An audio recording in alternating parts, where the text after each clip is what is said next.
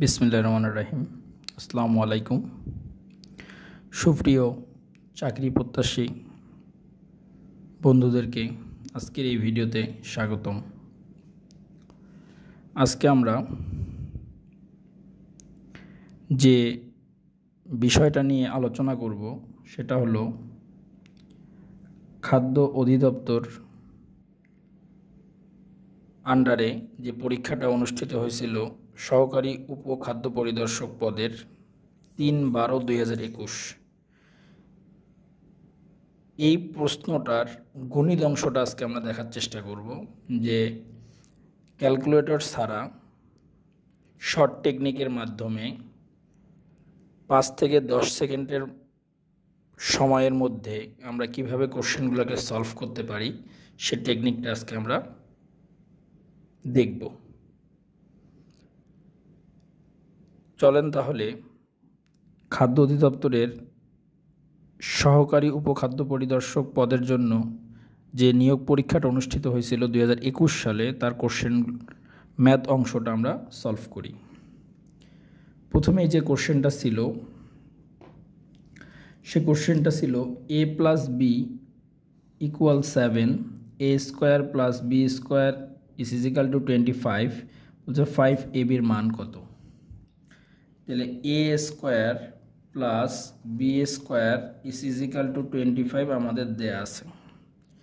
তাহলে এই a² + b² কে আমরা লিখতে পারি a + b² - 2ab, এটার মান কত আমাদের 25। তাহলে এখান থেকে আমরা কি লিখতে পারি বলেন তো, a + b এর মান কত আমাদের 7, তাহলে 7 এর উপর স্কয়ার -2ab = 25।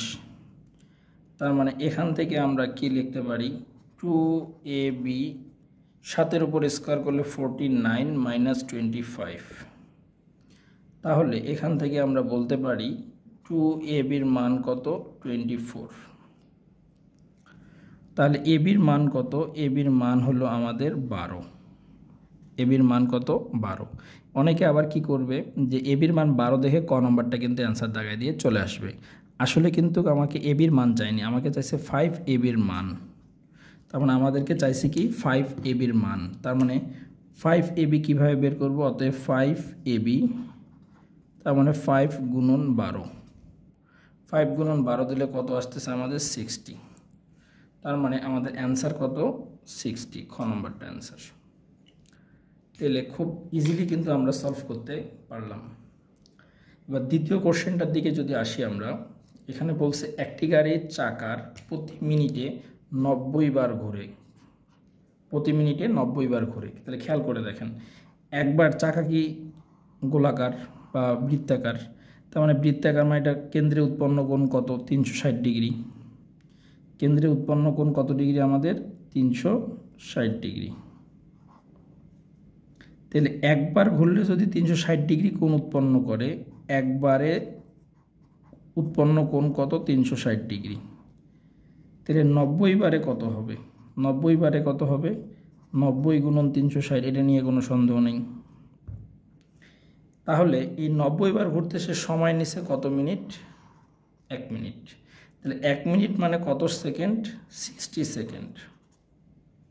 তার মানে 60 সেকেন্ডে সে ঘুরছে কতবার 90 বার। তাহলে কোণ উৎপন্ন করছে কত 90 × 360।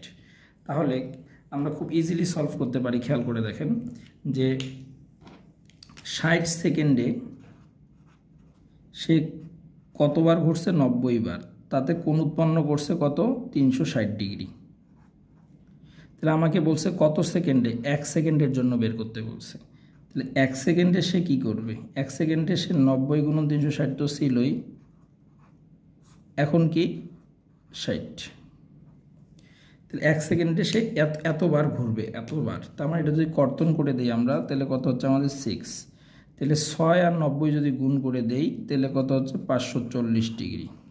তার মানে 1 সেকেন্ডে সে 540 ডিগ্রি ঘুরবে। তার মানে অ্যান্সার কত আমাদের গ নাম্বারটা। তাহলে আমি আবার বলতেছি, একবার ঘুরলে কেন্দ্রে উৎপন্ন কোণ করে কত 360 ডিগ্রি। তাহলে 90 বার ঘুরছে মানে কেন্দ্রে উৎপন্ন কোণ হলো 90 ইন্টু 360। এই যে 90 বার ঘুরছে তাতে সে সময় নিছে কয় মিনিট? 1 মিনিট। 1 মিনিট মানে কত সেকেন্ড? 60 সেকেন্ড। 60 সেকেন্ডে সে 90 ইন্টু 360 ডিগ্রি কোণে ঘুরছে। তাহলে 1 সেকেন্ডে কত? 60 দ্বারা ভাগ করলেই আমরা কিন্তু পেয়ে যাব 540 ডিগ্রি। তাহলে আশা করি 1 নম্বর কোশ্চেন এবং 2 নম্বর কোশ্চেন বুঝতে পারছেন যে কী ধরনের কোশ্চেন ছিল আমাদের। এবার আসেন আমাদের হলো তৃতীয় যে কোশ্চেনটা, সেই কোশ্চেনটাতে কি বলছে? দুটি বৃত্ত বহিস্থভাবে স্পর্শ করলে, তাহলে দুইটা বৃত্ত কিন্তু বহিস্থভাবে, বহিস্থ মানে কি বাইরের দিক থেকে, তার মানে এইটা যদি একটা বৃত্ত হয়, এটা আরেকটা বৃত্ত, দেখেন তো বহিস্থভাবে স্পর্শ হয়েছে কিনা বাইরের দিক থেকে। এই বৃত্তটার কেন্দ্র যদি আমরা বলি C1, তাহলে এখান থেকে এটার ব্যাসার্ধটা ধরলাম আমরা R1। এই বৃত্তটার সেন্টার যদি আমরা ধরি C2, তাহলে এইখান থেকে এটার দূরত্বটা হবে কি আমাদের R2। এখন আমাদের কি বলছে, এখান থেকে একটা জিনিস নর্মালি খেয়াল করে দেখেন, C1 এবং C2 এই বিন্দুদ্বয়ের দূরত্ব কার সমান হবে? বৃত্তদ্বয়ের ব্যাসার্ধের যোগফলের সমান। খেয়াল করে দেখেন C1 C2 রেখা কি হবে? R1 যোগ R2 সমান। R1 যোগ কি R2 সমান। তাহলে এখানে বলছে কি এদের কেন্দ্রদ্বয়ের মধ্যবর্তী দূরত্ব হলো 7 সেন্টিমিটার। তাহলে এই কেন্দ্র দুইটার মধ্যবর্তী দূরত্ব কত? 7 সেন্টিমিটার।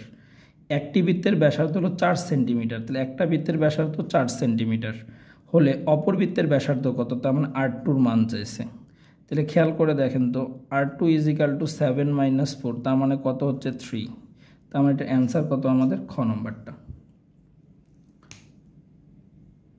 4 নম্বর কোশ্চেনে আসি কি বললো? এ সংখ্যক আমের দাম B টাকা। তাহলে এ সংখ্যক আমের দাম কয় টাকা? B টাকা।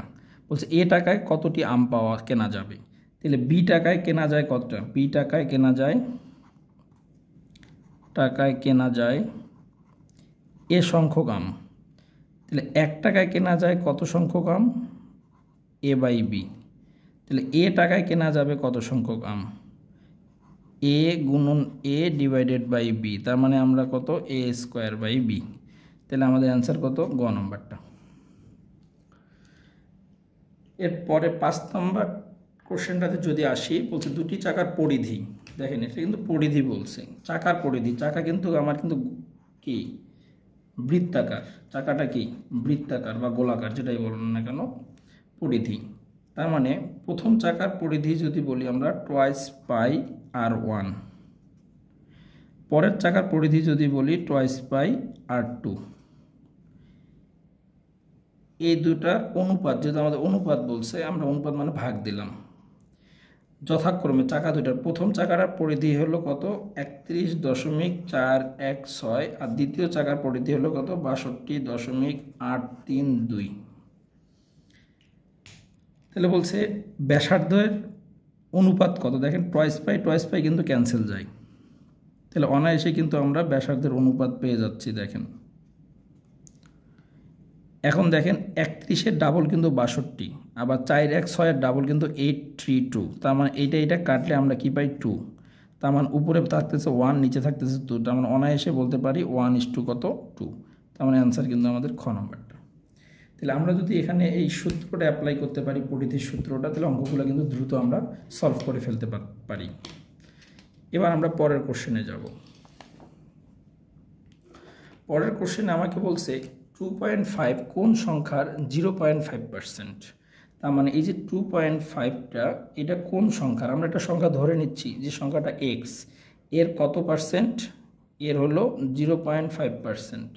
তাহলে 0.5 ডিভাইডেড বাই কত? 100% যেহেতু বলছে। তাহলে এই দিকেও দেখেন পয়েন্টের পরে একটা সংখ্যা, এই দিকেও পয়েন্টের পরে একটা সংখ্যা, তাহলে পয়েন্টের কোনো ভ্যালু নেই। তাহলে এই 5টা দিয়ে যদি আমি এই 25কে কাটি, তাহলে এখানে একটা 5 থাকে। তাহলে 100 আর 5 গুণ করলে কত হবে আমাদের? 500। তার মানে এটার অ্যান্সার কত আমাদের? 500। পরের কোশ্চেনটার দিকে যদি খেয়াল করি আমরা, x⁻³ মাইনাস x⁻³ মাইনাস, আগে অঙ্কটা লিখি, 0.001 = 0। এটাকে কিন্তু আমরা চাইলে কিভাবে লিখতে পারি? x⁻³ = 0.001। খেয়াল করে দেখেন x⁻³ মানে কিন্তু আমরা লিখতে পারি 1/x³, 1/x³। পয়েন্টের পরে কয়টা সংখ্যা আছে? 3টা, তার মানে 1/3টা শূন্য দিয়ে দিলাম। এইটাতে আমরা লিখতে পারি, যেহেতু উপরে 1 1 নিচে হলো x³, 1 দিয়ে 3টা শূন্য, তার মানে অতএব আমরা লিখতে পারি কি x³। তাহলে x এর মান কত? তাহলে দেখেন, এটার যদি ঘনমূল করি, 1-এর ঘনমূল কিন্তু 1, আর 3টা শূন্যের ঘনমূল কিন্তু 1টা শূন্য। তাহলে x এর মান কত আমাদের? 10। এই 10ও কিন্তু আমার অপশনে আছে, কিন্তু আমাকে বের করতে বলছে কি? বের করতে বলছে x² বের করতে বলছে। তার মানে x² মানে কি? 10-এর উপর স্কোয়ার, 10-এর উপর স্কোয়ার মানে কত? 100। তার মানে এটার অ্যান্সার কত আমাদের? 100। এই ছোট্ট ছোট্ট জিনিসগুলো কিন্তু খেয়াল করবেন, নাহলে কিন্তু পরীক্ষা ভুল হবে। 8 নম্বর কোশ্চেনে বলছে x-5 আর x+a এর গুণফল হলো 0। তাহলে দুইটা রাশির যদি গুণফল 0 হয়, রাশি দুইটা কিন্তু পৃথকভাবে আমরা কিন্তু 0 লিখতে পারি। তার মানে x-5 = 0 লিখতে পারি, অর x+a ইকুয়ালও কিন্তু আমরা 0 লিখতে পারি। তার মানে x এর মান একটা হলো 5, x এর মান একটা হলো কিন্তু -a। তাহলে 5 - a, 5 - a মানে কি? এটা অ্যান্সার, গ নম্বরটা। এরপরে কি বলছে 9 নম্বর কোশ্চেনে, সমকোণী ত্রিভুজের একটি কোণ 30 ডিগ্রি হলে অপরটি কত? তাহলে খেয়াল করে দেখেন, যদি এটা সমকোণী ত্রিভুজ একটা আমি আঁকার চেষ্টা করি,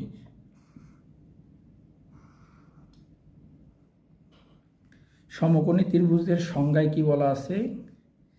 যে ত্রিভুজের একটা কোণ সমকোণ, তার মানে যে ত্রিভুজের একটা কোণ সমকোণ মানে এই কোণটা কিন্তু সমকোণ। সমকোণ মানে এই কোণটার মান হলো 90 ডিগ্রি। আর একটা কোণ দেওয়া আছে 30 ডিগ্রি, ধরে নিলাম এই কোণটা দেওয়া আছে 30 ডিগ্রি। তাহলে আমরা জানি ত্রিভুজের 3 কোণের সমষ্টি কত ডিগ্রি? ত্রিভুজের 3 কোণের সমষ্টি আমরা যদি এ বি সি দিই, তাহলে এ বি এবং সি এই 3টা কোণের সমষ্টি হলো 180 ডিগ্রি। তাহলে এ কোণটা কত এটা আমি জানি না, বি কোণ আমাদের 90, সি কোণ আমাদের 30, 180। তাহলে এ কোণ কত আমাদের? 18 - 120, তার মানে কত? 60 ডিগ্রি। তার মানে এটা অ্যান্সার কত আমাদের? ঘ নম্বরটা 60 ডিগ্রি। তাহলে খুব সিম্পলি কিন্তু আমরা কোশ্চেনগুলোকে সলভ করতে পারছি। দেখেন, কোনো ক্যালকুলেটর লাগে না, জাস্ট শুধুমাত্র একটু মেধা খাটাতে হবে, টেকনিক খাটাতে হবে, আর এগুলো প্র্যাকটিসের উপর ডিপেন্ড করে। এর পরের কোশ্চেনটা আমরা সলভ করি। ত্রিভুজের 3 বাহুর দৈর্ঘ্য যথাক্রমে 6, 8, 10 মিটার হলে বৃহত্তম এবং ক্ষুদ্রতম বাহুর মধ্যবিন্দুর দুটির দূরত্ব কত মিটার? কি সুন্দর একটা কোশ্চেন, জ্যামিতির একটা কোশ্চেন, কত সুন্দর করে ম্যাথমেটিক্যাল আকারে দিয়ে দিয়েছে, খেয়াল করে দেখেন। আমার ত্রিভুজের 3টা বাহুর যে কোনো 2টা বাহুর মধ্যবিন্দু যদি আমি নামকরণ করি এ বি এবং কি সি, তাহলে এখানে ত্রিভুজের যে কোনো 2টা বাহুর মধ্যবিন্দু, তার মানে এ বির মধ্যবিন্দু যদি আমরা ধরে নেই ই, এসির মধ্যবিন্দু যদি ধরে নেই আমরা এফ, তাহলে ই আর এফ যদি যোগ করে দেই, তাহলে এই ইএফ আর বিসির মধ্যে সম্পর্কটা কি? ইএফ এবং বিসির মধ্যে সম্পর্কটা হলো, ইএফ হলো তৃতীয় বাহুর অর্ধেক, তৃতীয় বাহুর কি? অর্ধেক। তার মানে ত্রিভুজের যে কোনো 2টা বাহুর মধ্যবিন্দু সংযোগ রেখার দৈর্ঘ্যটা হবে তৃতীয় বাহুর অর্ধেক। তো এখন আসি আমাদের এই কোশ্চেনটাতে আমাদের কি বলছে? ত্রিভুজের 3 বাহুর দৈর্ঘ্য যথাক্রমে 6, 8 এবং 10। বলছে বৃহত্তম বাহু মানে 10, ক্ষুদ্রতম বাহু মানে কি? 6। বাহুর মধ্যবিন্দু দুটির দূরত্ব কত? তাহলে মধ্যবিন্দু দুটির দূরত্ব কত? তাহলে আমাদের কিন্তু 6 আর 10 হলো, কিন্তু এইটা 6 আর 10, তাহলে অপর বাহু কি? 8। তাহলে বিসির মানটা কত দাঁড়াচ্ছে? 8। আবার আমি বলতেছি, এটা হলো আমার ধরলাম ক্ষুদ্রতম বাহু 6, এটা হলো বৃহত্তম বাহু 10, তাহলে আমার অপর বাহু কি? 8। তাহলে বিসির মান 8 যদি বসাই তাহলে কত হচ্ছে? 4। তার মানে অ্যান্সার কত আমাদের? গ। তাহলে কি সুন্দর একটা কনসেপ্ট দিয়ে এটা ম্যাথটা আসছিল, যেটা যারা বুঝবে তাদের 3 সেকেন্ড সময় লাগবে না এটা বৃত্ত ভরাট করতে। 11 নম্বর কোশ্চেনে কি বলছে? কোনো সামান্তরিকের সন্নিহিত বাহুর দৈর্ঘ্য, সন্নিহিত বাহু মানে কি? সন্নিহিত বাহু সামান্তরিকটা হলো এটা একটা বাহু, যেটা ধরলাম 10, সন্নিহিত বাহু মানে এই যে যাদের দুইটার ছেদবিন্দু থাকবে একটা, তার মানে এক বিন্দু থেকে তারা উৎপন্ন হবে আর কি, সহজ ভাষায় যদি বলি, এবং এদের অন্তর্ভুক্ত কোণ 30 ডিগ্রি। এটাকে ধরে যদি আমি একটা সামান্তরিক অঙ্কন করি, সামান্তরিকটা এরকম হবে। এখন বলছে এটা ক্ষেত্রফল কত। দেখেন সামান্তরিকের ক্ষেত্রফল আপনারা নর্মালি জানেন, ভূমি গুণন উচ্চতা, এটা দিয়েও আমরা করতে পারি। বাট এখানে যেহেতু আমাদের দুটা সন্নিহিত বাহু দিছে, তার সাথে তাদের অন্তর্ভুক্ত কোণ দিছে, সুতরাং আমাদের সূত্র হলো কি, সন্নিহিত বাহু যদি আমি এটাকে এ ধরি আর এটাকে যদি বি ধরি, তাহলে আমাদের এটা যদি থিটা ধরি, তাহলে আমাদের সূত্র হলো এ বি সাইন থিটা। তাহলে এ বি সাইন থিটা, তাহলে এর মানটা কত আমাদের, এর মান যদি আমরা এখানে বসাই, তাহলে এর মানটা হলো আমাদের 10, বির মানটা কত 8, সাইন থিটা, সাইন কত ডিগ্রি 30 ডিগ্রি। তাহলে খেয়াল করে দেখেন এটা হলো 80, সাইন 30 ডিগ্রি মান হলো হাফ, হাফ দিয়ে 80কে কাটলে কত হচ্ছে 40, তার মানে এটা অ্যান্সার কত 40। এরপরে আসি ত্রিভুজের, একটি ত্রিভুজ এবং একটি বৃত্ত ন্যূনতম কয়টি বিন্দুতে ছেদ করতে পারে। খুব সুন্দর একটা কোশ্চেন। এখানে যে ন্যূনতম মানে সর্বনিম্ন কয়টা বিন্দুতে ছেদ করতে পারে, এই কোশ্চেনটা আবার আরেকভাবে পরীক্ষা আসতে পারে, সেটা হলো সর্বোচ্চ কয়টা বিন্দুতে ছেদ করতে পারে। তো ফার্স্ট আগে আমরা একটা ত্রিভুজ আঁকি, ধরলাম এটা ত্রিভুজ। এখন আমরা একটা বৃত্ত অঙ্কন করব। বৃত্তটা যে কোনো জায়গাতে অঙ্কন করতে পারি, ধরলাম এখানে একটা বৃত্ত অঙ্কন করলাম। তাহলে খেয়াল করে দেখেন তো এইটার ইন্টারসেক্ট পয়েন্ট কয়টা, দুইটা না? তাহলে একটা ত্রিভুজ আর একটা বৃত্ত সর্বনিম্ন দুইটা পয়েন্টে কিন্তু ছেদ করতে পারে। সর্বনিম্ন কয়টা পয়েন্টে ছেদ করতে পারে? দুইটা পয়েন্টে, তার মানে 2 অ্যান্সার। তাহলে ন্যূনতম কয়টা পয়েন্ট? ন্যূনতম হলো 2টা পয়েন্ট। এখন এই কোশ্চেনটা যদি সর্বোচ্চ দিয়ে যদি আসে, সর্বোচ্চ, তাহলে খেয়াল করে দেখেন একটা বৃত্ত ত্রিভুজের একটা বাহুকে দুইটা বিন্দুতে ছেদ করতে পারে। আবার আমি আঁকতেছি, দেখেন। তাহলে এরকম যদি আমি একটা বৃত্ত অঙ্কন করি, তাহলে খেয়াল করে দেখেন এখানে দুইটা, এখানে দুইটা, এখানে দুইটা, তার মানে সর্বোচ্চ কয়টা হচ্ছে? সর্বোচ্চ 6টা বিন্দুতে তারা ইন্টারসেক্ট করতে পারে। আর ন্যূনতম কয়টাতে করতে পারে? 2টাতে। ন্যূনতম কয়টা? 2টা। আর সর্বোচ্চ কয়টা? 6টা। এটা কিন্তু ভুল করা যাবে না পরীক্ষায়। তো আশা করি এই কোশ্চেনগুলোরও সলভ আপনারা বুঝছেন। এবার আসি পরের কোশ্চেনে। বলছে একটি সংখ্যা 31 থেকে যত বেশি, 55 থেকে মানে 55 থেকে তত কম, সংখ্যাটি কত? একটা জিনিস নর্মালি বোঝার চেষ্টা করেন, 31-এর চেয়ে বেশি, তার মানে 31-এর চেয়ে বেশি এটা, আর 55-র চেয়ে কম, ব্যাপারটা তো এরকমই। তার মানে কি 31 থেকে 55-র মাঝে কিন্তু সংখ্যাটা হবে আমার। এইখানে যে সংখ্যাটা বসবে সেই সংখ্যাটা 31-এর চেয়ে বড়, 55-র চেয়ে ছোট, তার মানে 31-55-র মাঝখানের কোনো একটা সংখ্যা হবে। কিন্তু অপশনগুলোর দিকে খেয়াল করে দেখেন, 31-55-র মাঝখানে যদি কোনো সংখ্যা হয়, দেখেন 12 কিন্তু 31-এর চেয়েও ছোট, তার মানে এটা অ্যান্সার কখনোই হতে পারে না। 24 এটাও 31-এর চেয়ে ছোট, এটাও হতে পারে না। 30 এটাও হতে পারে না, তার মানে অ্যান্সার কিন্তু 43। এখন এই অঙ্কটা না হয় এখানে, না হয় এইটা আসছে, অন্য যে কোনো জায়গায় যদি এই কোশ্চেনটা এভাবে আসে, তখন আমরা কি করব? আমরা অপশন টেস্টের মাধ্যমেও করতে পারি। অপশন টেস্টের মাধ্যমে কিভাবে করতে পারি? এখানে যদি আমি 43 বসাই, 43 বসাই, তাহলে খেয়াল করে দেন 31 থেকে 43-এর ডিফারেন্স কত? 12। আবার 55 থেকে 43-এর ডিফারেন্স কত? 12। এই অপশন টেস্টের মাধ্যমেও কিন্তু আমরা করতে পারি। আবার আরেক পদ্ধতিতে করতে পারি, গড় পদ্ধতিতে। গড়টা কি? আমাদের সংখ্যা যে দুটো থাকবে, সেই দুটো সংখ্যা যোগ করে আমরা 2 দ্বারা ভাগ দিব, তাহলে আমাদের কি 86/2, তার মানে কত হচ্ছে? 43।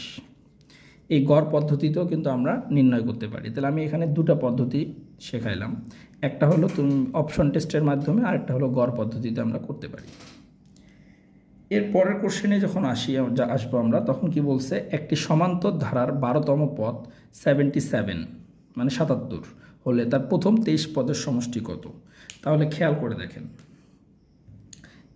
n-তম পদ, এটার সূত্র কি আমাদের? প্রথম পদ প্লাস n-1 ইন্টু সাধারণ অন্তর কিন্তু d। তাহলে এনতম মান আছে কত 77, এ আমরা জানি না। তাহলে এন বলতে কততম পদকে বোঝানো হচ্ছে? 12তম পদকে, 12 - 1 × d, তার মানে 77 = a + 11d। এখন আমাকে বলছে যে 23টা পদের সমষ্টি কত, প্রথম 23 পদের সমষ্টি কত, তার মানে 23 পদের সমষ্টি বের করব। সমষ্টি কি? n/2 twice a plus n - 1 × কত d, এই সূত্রের মাধ্যমে আমরা কিন্তু করে ফেলব। এই টেস্টটার মানে কি? n এর মান কত? 23 / 2, 2a, n এর মান কত? 23 - 1 × কত d, তাহলে 23 / 2 twice a, এখানে কত আমাদের? 22d। তাহলে আমরা মান জানি কি? a + 11d এর মান জানি 77, আর এখানে আমাদের 2a + 22, তাহলে 2টা যদি আমরা কমন নেই তাহলে এই 2 এবং এই 2 কেটে যায়, কেটে গেলে থাকে কত? 23 × a + 11d, এটা থাকে কিন্তু আমাদের। খেয়াল করে দেখেন, এখন আমরা যদি এটা কি করি, 23 তো আমাদের আছেই, a + 11d এর মান কত? 77, তাহলে 23 এবং 77 যদি আমরা গুণ করে দেই, খেয়াল করে দেখেন 77 আর 23 যদি গুণ করি আমরা, 3 × 7 = 21, 21 1, 21 আর 2 কত? 23, 7 × 2 = 14, 4 হাতে হলো 1, 7 × 14 আর 1 কত? 15, তাহলে 1771, 1771, 1771, 1771, তার মানে অ্যান্সারটা কত? গ নম্বরটা কিন্তু অ্যান্সার। এই অঙ্কটা একটু 2 ধাপের হওয়ার কারণে একটু কিন্তু সময়টা বেশি লাগছে। তাহলে দেখেন, আপনার 20টা কোশ্চেন দিয়েছে, 20টা কোশ্চেনের মধ্যে একটা বা দুটা কোশ্চেন এরকম বড় দিতেই পারে। তাহলে আমি যদি সব জায়গাতে টাইম সেভ করতে পারি, তাহলে এই কোশ্চেনটা সলভ করতে যায় যদি আমার 10 সেকেন্ডে যায় 40 সেকেন্ড বা 1 মিনিটও লাগে, আমার খুব একটা অসুবিধা কিন্তু হবে না। তাহলে আশা করি আমরা এই 14 নম্বর কোশ্চেনের যে সলভটা, সেটাও কিন্তু আমরা বুঝছি। এবার আসি আমরা পরের কোশ্চেন। যদি কোনো বড় ক্ষেত্রের প্রত্যেক বাহুর পরিমাণ 10% বৃদ্ধি পায়, তবে ক্ষেত্রফল কত বৃদ্ধি পাবে? দেখেন, বর্গক্ষেত্র বলে কোনো কথা না, এটা কিন্তু আয়তক্ষেত্র দিয়েও পরীক্ষায় আসতে পারে। তার মানে এই কোশ্চেনগুলো আমাদের চাকরির পরীক্ষাতে প্রচুর পরিমাণে আসে, সেটা হতে পারে প্রাইমারি, হতে পারে এনটিআরসি, যে কোনো পরীক্ষা, চাকরির পরীক্ষা ক্ষেত্রে আমাদের এই অঙ্কগুলো আসে। তো এই যে ক্ষেত্রফল বৃদ্ধির যে ম্যাথটা, সেখানে যদি আমরা একটা টেকনিক খাটাই, পার্সেন্ট ক্ষেত্রফল বৃদ্ধি, টেকনিকটা হলো কি? দৈর্ঘ্য প্লাস প্রস্থ প্লাস দৈর্ঘ্য গুণন প্রস্থ, যেহেতু শতকরায়, তার মানে 100 দ্বারা আমরা ভাগ করব। এটা টোটালি এই সূত্রটার মাধ্যমে আমরা কিন্তু ম্যাথটা সলভ করতে পারি। কিভাবে? খেয়াল করে দেখেন, আমাদের কত পার্সেন্ট বৃদ্ধি পাইছে? 10%। তাহলে বর্গ মানে দৈর্ঘ্য যা প্রস্থ কিন্তু যা, তাই কিনা? দৈর্ঘ্য 10, প্রস্থ 10, কেন? বর্গ। তাহলে এখানেও 10 / 100, তাহলে এই 10 মিলে 100 কিন্তু কর্তন যায়, তার মানে ওখানে থাকে কত? আমাদের ওখানে থাকে হলো 1। তাহলে খেয়াল করে দেখেন, 10 10 20 আর 1 কত? 21%। তাহলে আমাদের এইটার অ্যান্সার কত? 21%। এখানে আবার একটা ট্রিক্স দিয়ে রাখছে, দেখেন, এটাও শতকরা দিছে, এটাও শতকরা দিছে, এটাও শতকরা দিছে, মাঝখানে 21 অ্যান্সার, বাট শতকরা দেয়নি। কিন্তু আমাদের এখানে যেহেতু শতকরার পরিমাণ দিয়ে দেওয়া আছে, অ্যান্সারটাও কিন্তু শতকরার পরিমাণে হবে। অনেকে আবার গ দাগাইলে কিন্তু ভুল হয়ে যাবে, তার মানে পার্সেন্ট যেটা আছে সেটা কিন্তু আমাদেরকে দাগাতে হবে। তার মানে আশা করি এই কোশ্চেনটার সলভও বুঝছেন, এবং এই শর্ট টেকনিকটা কিন্তু মনে রাখতে হবে। এটা কিন্তু প্রচুর পরিমাণে পরীক্ষা আসে এই ধরনের কোশ্চেন। আমাদের সামনে যে পরীক্ষাগুলো আমরা দিব, ম্যাক্সিমাম পরীক্ষাতে আমাদের দেখবেন যে এই ধরনের কোশ্চেন কিন্তু আসছে। তো এবার আসি পরের কোশ্চেনটাতে। পরের কোশ্চেনটাতে আমাদের কি বলছে? 10,000 টাকার পণ্যের উপর এককালীন 40% কমতি, তার মানে কি? সরাসরি 40% কমতি, কমতি মানে কিন্তু ডিসকাউন্ট, তার মানে সরাসরি 40%, সরাসরি 40%। আগে এটা বের করি, সরাসরি 40%, সরাসরি 40% যদি দেই আমরা, তাহলে আমাদের কত হবে? কত 10,000 40%, 10,000 কি 40%, তাহলে ডিসকাউন্ট কতটুকু হবে? ডিসকাউন্ট মানে কমে যাওয়া, তার মানে মূল যে মানটা আছে সেখান থেকে আমরা মাইনাস করব কতটুকু, যতটুকু আমার ডিসকাউন্টের কথা বলছে, মানে 40 ডিভাইডেড বাই কত 100। তাহলে দেখেন এই শূন্যগুলো কিন্তু কেটে যায়, তার মানে কি 10,000 মাইনাস হলো কি 4,000, তার মানে কত 6,000। তার মানে সরাসরি যদি আমরা ডিসকাউন্ট দেই 40%, তাহলে আমাদের ডিসকাউন্ট দেওয়ার পরে আমার পণ্যটার মূল্য আসবে কত 6,000 টাকা। এখন বলছে যে পরবর্তীতে সে পরপর 36% দিল, আগে 36%, তারপরে দিয়েছে 4%, এখানেও কিন্তু 40%ই দিছে। আগেরটা সরাসরি 40% দিছে, আর এটা ধাপে ধাপে 40% দিছে। আগে দিয়েছে 36%, পরে দিয়েছে 4%। এই আগে যে সরাসরি 40% দিল আর পরে যে ধাপে ধাপে 36 আর 4 মিলে 40% দিল, তার পার্থক্য বের করতে বলছে আমাদেরকে। তাহলে এখন আমরা ধাপে ধাপে করব। ধাপে ধাপে মানে কি 36%-এর জন্য করব, 36%-এর জন্য। 36%-এর জন্য ডিসকাউন্ট কত হবে? একবারে সরাসরি করব আমরা, 10,000 মাইনাস 10,000 এর কত পার্সেন্ট? 36%। তাহলে দেখেন এই শূন্যগুলো কিন্তু কেটে যায়, কেটে গেলে কত হচ্ছে আমাদের 10,000 মাইনাস, তার মানে 6,400। তার মানে 36% ডিসকাউন্ট দেওয়ার পরে আমাদের কত টাকা আসলো? 6,400 টাকা আসলো। এখন 36% দেওয়ার পরে আবার পুনরায় কত পার্সেন্ট দিয়েছে? 4%। তো এই জায়গাটাতে জায়গা নাই, জায়গা না থাকার কারণে আমরা একটু এইদিকে লিখব, একটু খেয়াল করবেন। 4%, 4%-এর ক্ষেত্রে ডিসকাউন্ট কত আসবে? ডিসকাউন্ট আসবে হলো, এখন আমার 36% দেওয়ার পরে মূল টাকা কত? 6,400। তাহলে 6,400-র উপরে কিন্তু আমি 4% ডিসকাউন্ট দিচ্ছি। তার মানে 6,400 মাইনাস 6,400 গুণন হলো 4 ডিভাইডেড বাই 100। তাহলে এই শূন্যগুলো কিন্তু কেটে যায়, কেটে গেলে কত হচ্ছে? 6400 মাইনাস 4 যোগ 16, 6 হাতে হলো 1, 424 আর 1 কত 25। এটা মাইনাস করলে কত আসতেছে আমাদের? 4 হাতে হলো 1 4, আর এইদিকে আসতেছে আমাদের কত? 361, এত টাকা। তার মানে এখানে 40% দেওয়ার পর আমার আসছিল কত? 6,000 টাকা। আর 36%-এর পরে 4% দেওয়ার পরে আমার টাকা আসছে কত? 6,144 টাকা। তাহলে আমাদের দুইটার পার্থক্য কত? পার্থক্য হলো 6,144 মাইনাস 6,000, তার মানে আমাদের 144 টাকা হলো পার্থক্য। তার মানে এটার অ্যান্সার কত আমাদের? 144। তার মানে আমি আবার জিনিসটা রিপিট করতেছি, এখানে কোশ্চেনটা বলছে 10,000 টাকার পণ্যের উপর এককালীন 40%, এককালীন 40% মানে সরাসরি 40% দেওয়ার পরে আমার পণ্যটার দাম আসছে কত? 6,000 টাকা। ডিসকাউন্ট গেছে 4,000, ডিসকাউন্ট দেওয়ার পরে পণ্যের মূল্য আসছে কত? 6,000 টাকা। আর তারপরে বলছে পরপর 36%, 4%, মোটে কিন্তু 40% এখানেও হচ্ছে, কিন্তু 36% দেওয়ার পরেই 4% দিছে।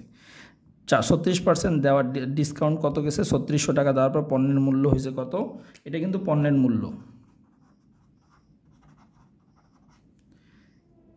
6,400 টাকা, এটাও কিন্তু পণ্যের মূল্য 36% দেওয়ার পরে। পণ্যের মূল্য যখন 6,400 টাকা আসছে, তখন পুনরায় আবার কত দিছে? 4% দিছে। দেওয়ার পরে পণ্যের মূল্য আসে দাঁড়াইছে কত? পণ্যের মূল্য দাঁড়াইছে হলো 6,144 টাকা। এখন বলছে পার্থক্যটা কত? পার্থক্যটা হবে কত? 6,144 মাইনাস 6,000 মানে কত?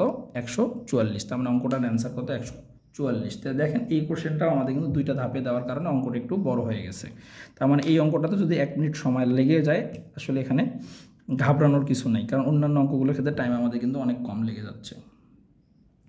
আচ্ছা, এবার বলছি কি শতকরা, পরের কোশ্চেনে যাই। শতকরা বার্ষিক 60 টাকা হার সরল মুনাফা এইটা কিন্তু খুবই গুরুত্বপূর্ণ, চক্রবৃদ্ধি আর সরল এটা কিন্তু মাথায় রাখতে হবে।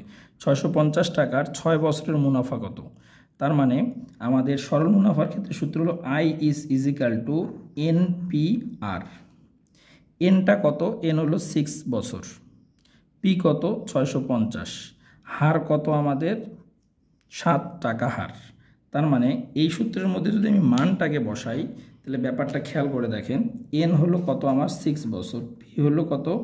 650, 60 টাকা হার। হার মানে হলো কি 7 ডিভাইডেড বাই কত? 100, কারণ শতকরা করা হয়, শতকরা কিন্তু বলাই আছে বার্ষিক। তাহলে এই শূন্য যদি কেটে দেই তাহলে 5 দিয়ে কাটলে 5 তারাং 65, এটা করলে 2 দিয়ে যদি 6 কাটে 3, তাহলে খেয়াল করে দেখেন 3 তারাং 39 গুণন 7, তাহলে 7 লং 63, 3 হাতে হলো 6, 3 সাথে 21 আর 6 কত? 273 টাকা। তার মানে এই অঙ্কটার অ্যান্সার হলো 273 টাকা, তার মানে গ নম্বরটা কিন্তু অ্যান্সার। এবার আসেন হলো পরের কোশ্চেন, 18 নম্বর কোশ্চেন। বলছে 3টি ক্রমিক সংখ্যার যোগফল 123। ক্রমিক মানে কি? যাদের মধ্যে ডিফারেন্স থাকবে 1। তাহলে ক্রমিক সংখ্যা আমি ধরে নিচ্ছি একটা ক্রমিক সংখ্যা হলো x। ক্রমিক সংখ্যার শুরুটা কি? x। তারপরে ক্রমিক সংখ্যাটা x এর পরের ক্রমিক সংখ্যাটা হবে x প্লাস 1। x প্লাস 1 এর ক্রমিক সংখ্যা পরের ক্রমিক সংখ্যাটা হবে x প্লাস 2। দেখেন এইটা থেকে এটা ডিফারেন্স 1, এটা থেকে এটা ডিফারেন্স 1, এদের সমষ্টি কত দিছে? এদের সমষ্টি দিছে আমাদের 123। তাহলে খেয়াল করেন x, তার মানে কি 3x, 1 আর 2 যোগ করলে কত হয়? 3, তার মানে 123। তার মানে 3x is equal to 120, x is equal to 40। তার মানে তিনটা ক্রমিক সংখ্যার শুরুর সংখ্যাটা হলো কত? 40। কিন্তু আমাকে বলছে কি মধ্যম সংখ্যাটি কত? তাহলে আমার মধ্যম সংখ্যাটা কত? x plus 1। তার মানে x এর মান যদি 40 হয় তার সাথে 1 যোগ করলে কত হচ্ছে? 41। তাহলে অ্যান্সার কত আমাদের? গ নম্বরটা 41। তাহলে এই অঙ্কগুলো আশা করি বুঝে গেছেন। এবার আসি আমরা 19 নম্বর কোশ্চেনটাতে। এখানে বলছে 10 জন বালক ও 8 জন বালিকা থেকে 2 জন বালক ও 2 জন বালিকা কত উপায়ে বেছে দেওয়া যায়। এখন দেখেন এই বাছাই করার প্রক্রিয়াটা কিন্তু আমাদের চলে গেছে সমাবেশে। সমাবেশ, এই সমাবেশের ম্যাথগুলো আমরা করি একটা সূত্রের মাধ্যমে, সেটা হলো NCR। এনটা কি? এনটা হলো আমাদের মোট সংখ্যা। এনটা হলো কি? মোট সংখ্যা। আর 8টা হলো আমাদের বাছাইকৃত সংখ্যা। এই এন আর আর এর মধ্যে রিলেশন হলো এন অলওয়েজ গ্রেটার দেন আর, অথবা সমান, কিন্তু আর এর মানটা কখনোই বড় হবে না এন অপেক্ষা। তার মানে মোট সংখ্যা সবসময় বেশি হবে, কখনো কখনো মোট সংখ্যা এবং বাছাই সংখ্যা সেমও হতে পারে, কিন্তু কখনো কম হবে না। তো এটার সূত্রটা কি? এটার সূত্র হলো আমাদের n factorial divided by r factorial into n minus r factorial. এটা হলো সূত্র। এই ফর্মুলা দিয়ে আমরা এই ম্যাথটাকে সলভ করার চেষ্টা করি। আমাদের কি বলছে? 10 জন বালক, 10 জন বালক থেকে 2 জন বালক সিলেক্ট করতে বলছে। তাহলে মোট সংখ্যা হলো 10 জন, সিলেক্ট করতে বলছে কত? 2 জন।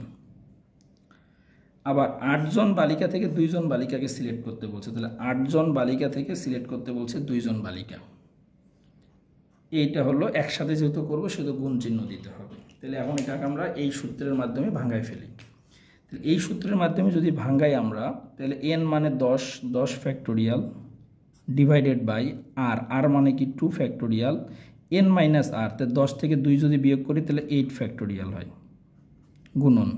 সেমভাবে করে ফেলি আমরা, n মানে কি 8 ফ্যাক্টোরিয়াল, আর মানে কি 2 ফ্যাক্টোরিয়াল, দুইটা বিয়োগ করলে হয় কত? 6 ফ্যাক্টোরিয়াল। এখন ফ্যাক্টোরিয়াল মানে কি? ফ্যাক্টোরিয়াল মানে হলো যে সংখ্যার ফ্যাক্টোরিয়াল সেটা এক কমতে কমতে আমাদের সর্বশেষ সংখ্যা আসবে কোথায়? একই। তার মানে সহজ ভাষায় যদি বলি আমরা n ফ্যাক্টোরিয়াল বলতে কি বুঝি? n তারপরে 1 কমবে, তার মানে n মাইনাস 1। কতক্ষণ পর্যন্ত কমবে? ততক্ষণ পর্যন্ত সে 1-এ আসবে না, ততক্ষণ পর্যন্ত কমতেই থাকবে। তাহলে খেয়াল করে দেখি তো 10 গুণ 9, তারপরে কি 8 ফ্যাক্টোরিয়াল আসে কিনা? কারণ 8 থেকে 1 পর্যন্ত 8 ফ্যাক্টোরিয়াল। 2 ফ্যাক্টোরিয়াল মানে 2 গুণন 1 গুণন 8 ফ্যাক্টোরিয়াল। ঠিক অনুরূপভাবে এখানে যদি আমি বলি 8 গুণন 7, তারপরে কিন্তু 6 ফ্যাক্টোরিয়াল অটোমেটিক্যালি চলে আসে, ডিভাইডেড বাই 2 গুণন 1 6 ফ্যাক্টোরিয়াল। তাহলে খেয়াল করে দেখেন তো, এই যে 8 ফ্যাক্টোরিয়াল ক্যান্সেল, 6 ফ্যাক্টোরিয়াল কিন্তু ক্যান্সেল। তাহলে এখন আমরা জাস্ট কর্তনটা করলেই কিন্তু অঙ্কটা হয়ে যাচ্ছে। কীরকম দেখেন, এই 2 দিয়ে যদি আমরা কাটি 8কে, তাহলে কিন্তু এখানে 4 থাকে, আর এই 2 দিয়ে যদি আমি 10কে কাটি তাহলে কিন্তু 5 থাকে। তাহলে এখানে থাকে 5 আর 9 হলো 5 লং 45, আর 4 আর 7 গুণ করলে হয় কত 28। এখন এই 45 আর 28 যদি আমরা গুণ করে দেই, যে 45 আর 28 যদি গুণ করি আমরা, 5 আসছে 40, 0 হাতে হলো 4, 4 আসছে 32 আর 4 36, আর এখানে হলো 90, তাহলে কত 1260। তার মানে এটার রেজাল্ট কত আমাদের 1260। তার মানে ঘ নম্বরটা কিন্তু অ্যান্সার। এই অঙ্কটা একটু মোটামুটি ডিফিকাল্ট, কেন? কারণ এই অঙ্কটা এই সূত্রটা না জানলে আর না ভাঙাতে পারলে অঙ্কটা কিন্তু আমরা করতে পারবো না। তাহলে এই বাছাইকৃতর যে ম্যাথগুলো, সেই ম্যাথগুলো কিন্তু আমরা এই সূত্রের মাধ্যমে করে ফেলব। এবার আসি, লাস্ট যে কোশ্চেনটা দিছিল, সেই কোশ্চেনটা ছিল রহিম সাহেব 240 টাকায় কতগুলি কলম কিনলো। কতগুলো কিনছে সেটা আমি জানি না, তো জানি না সেহেতু আমরা কলম সংখ্যা ধরে নেই এক্স।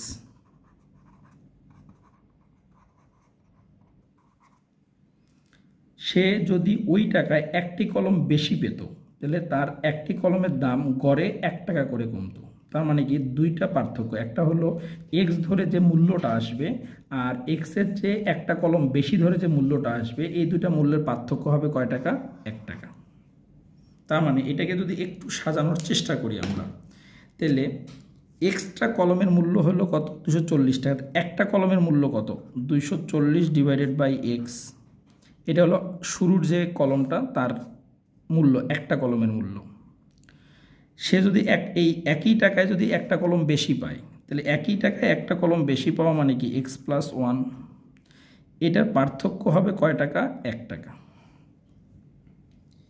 এটা কিন্তু আমরা একটা কলমের মূল্যের উপর ভিত্তি করে বের করলাম। কয়টা কলমের মূল্য? একটা কলম।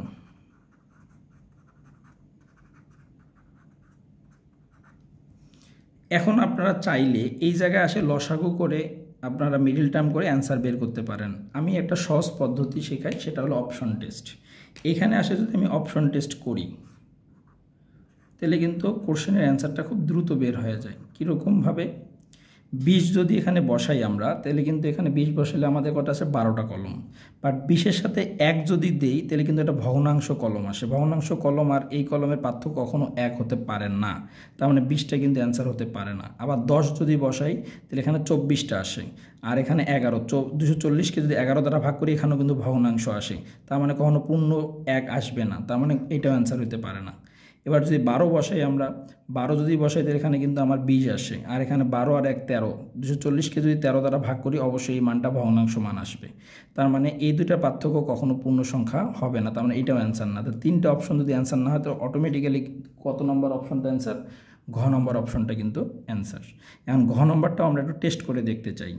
240 divided by 15 minus 240 divided by 15 plus 1। তাহলে খেয়াল করে দেন, 240 আর 15 কাটলে কত হয়? 16, আর 16 আর এটা কাটলে কত হয়? 15। তাহলে 16 মাইনাস 15, দেখেন তো পার্থক্য 1 টাকা হয়েছে কি না? তার মানে অ্যান্সার কি আমাদের? 15, মানে ঘ নম্বরটা অ্যান্সার। তাহলে আজকে আমরা এই যে খাদ্য অধিদপ্তরের সহকারী উপখাদ্য পরিদর্শকের যে কোশ্চেনটা ছিল, তার যে ম্যাথ অংশটা ছিল, সেই ম্যাথ অংশটা আমরা কিন্তু আজকে সলভ করলাম, এবং পাশাপাশি আমরা এই কোশ্চেনগুলোর শর্ট টেকনিকটাও দেখে নিলাম। আপনারা জানেন চাকরি পরীক্ষাতে সবচেয়ে গুরুত্বপূর্ণ যে পার্টটা, সে পার্টটা হলো ম্যাথ। কেন? কারণ আমাদের ম্যাথের যে কয়টা থাকে, সে কয়টা যদি আমি রাইট করতে পারি, তাহলে আমাদের কিন্তু এখানে মার্ক কাটার কোনো সুযোগ নাই। তার মানে আমার এখানে যদি আমি 20টায় সলভ করতে পারি 20-এ 20, আমি যে 18টা সলভ করি 18-18, বাট এই কনফিডেন্সটা কিন্তু আমরা বাংলা বা ইংরেজিতে কিন্তু দেখাতে পারি না। কেন? কারণ বাংলা দেখা গেল যে কখনো কখনো আমাদের কোশ্চেনটা সহজ আসে, আবার কখনো কখনো কোশ্চেনটা কিন্তু খুব টাফ লেভেলের আসে। তার মানে এটা কিন্তু নিশ্চিতভাবে বলা যায় না যে বাংলায় আমি ভালো করতে পারি। ঠিক অনুরূপভাবে ইংরেজির ক্ষেত্রেও সেম কথা প্রযোজ্য। যার কারণে আমরা যদি ম্যাথের মধ্যে একটু গুরুত্ব বেশি দিই, তাহলে আর এখানে যদি আমি মার্কটা বেশি তুলতে পারি, তাহলে চাকরি পাওয়ার ক্ষেত্রে কিন্তু আমরা এক ধাপ কিন্তু আগায় যাই। যার কারণে আমরা ম্যাথে একটু জোর দিব এবং আমরা পর্যায়ক্রমে খাদ্য অধিদপ্তরের আরও যে কোশ্চেনগুলোর পরীক্ষা হয়েছে বিগত বছরগুলোতে প্রত্যেকটার ম্যাথ সলভ করব পর্যায়ক্রমে। তার মানে নেক্সট ভিডিওতে অন্য কোনো একটা বিগত বছরে যে কোশ্চেন আসছে সে কোশ্চেনটা আমরা কিন্তু সলভ করব। তো আজকে এই পর্যন্ত। আল্লাহ হাফেজ।